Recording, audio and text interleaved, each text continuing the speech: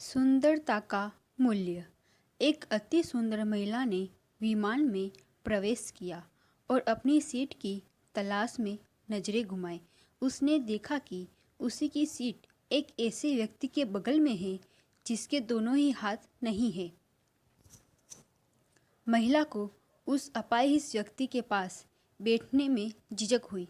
उस सुंदर महिला ने एयर होस्टेस से बोला, मैं इस सीट पर सुविधापूर्वक यात्रा नहीं कर पाऊंगी क्योंकि साथ की सीट पर जो व्यक्ति बैठा हुआ है उसके दोनों हाथ नहीं है।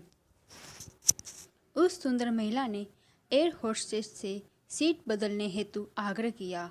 असहज हुई एयर होस्टेस ने पूछा, मैम, क्या मुझे कारण बता सकती है?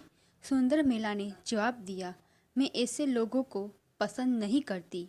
मैं ऐसे व्यक्ति के पास बैठकर यात्रा नहीं कर पाऊंगी।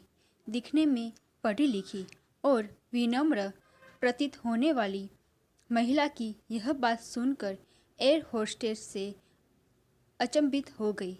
महिला ने एक बार फिर एयर होस्टेस से जोर देकर कहा कि मैं उस सीट पर नहीं बैठ सकती, अतः मुझे कोई दूसरी सीट दे दी जाए। एयर होस्टेस ने खाली सीट की तलाश में चारों ओर नज़र घुमाई पर कोई भी सीट खाली नहीं दिखी। एयर होस्टेस ने महिला से कहा कि मैडम, इस इकोनॉमी क्लास में कोई सीट खाली नहीं है, किंतु यात्रियों की सुविधा का ध्यान रखना हमारा दायित्व है, अतः मैं विमान के कप्तान से बात करती हूँ।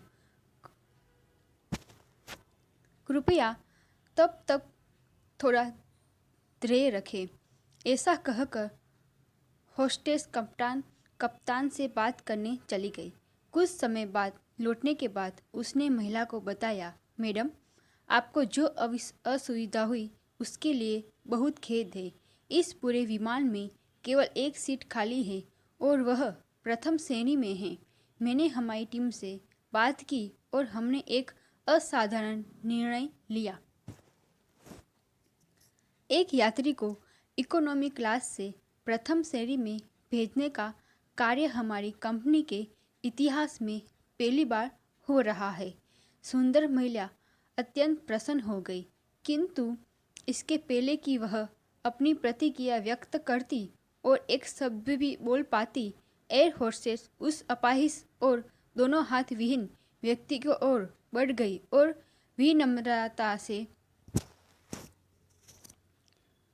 और विनम्रतापूर्वक उनसे पूछा, सर, क्या आप प्रथम श्रेणी में जा सकेंगे?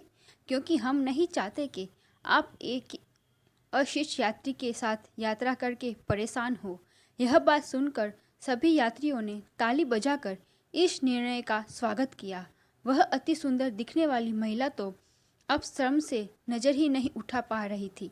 तब उस अपाहिज व्यक्ति ने खड़े होकर कहा, मैं एक भूतपूर्व सैनिक हूँ और मैंने एक ऑपरेशन के दौरान कश्मीर सीमा पर हुए बम विस्फोट में अपने दोनों हाथ खोए थे। सबसे पहले जब मैंने इन देवी की चर्चा सुनी तब मैं सोच रहा था कि मैंने भी किन लोगों की सुरक्षा के लिए अपनी जान जोखिम में डाली और अपने हाथ खोए, लेकिन जब आप सभी की प्रतिक्रिया देखी तो अब अपने आप पर गर्व महसूस हो रहा है कि मैंने अपने देश और देशवासियों की खातिर अपने दोनों हाथ खोए। और इतना कहकर वह प्रथम श्रेणी में चले गए।